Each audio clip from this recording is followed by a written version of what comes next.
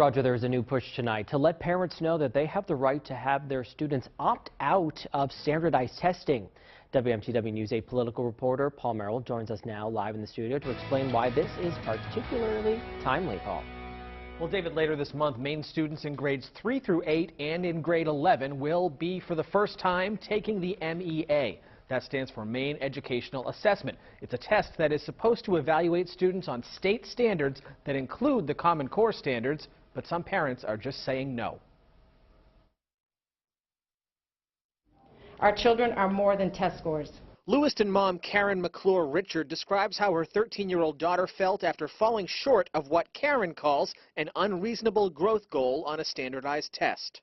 My daughter, who made honors every single year up to that point and still beyond, felt stupid, subsequently losing her love for school because of a meaningless test.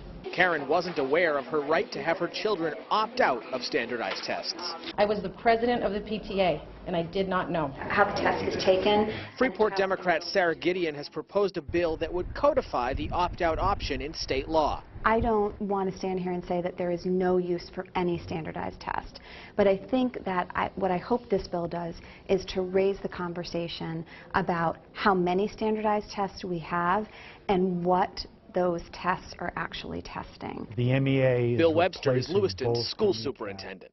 There's no question there are too many assessments.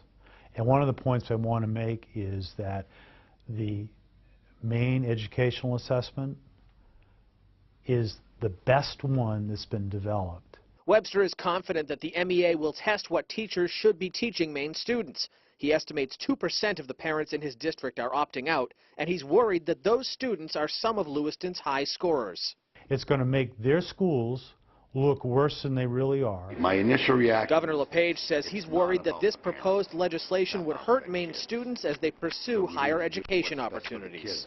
I'll look at the bill, but my initial reaction is if it puts the kids to a disadvantage, I would probably be against it. Now, there is bipartisan support for this bill in the legislature. Another part of the proposed legislation would require that schools provide educational activities for students who have opted out of taking standardized tests. Live in the studio, Paul Merrill, WMTW News 8.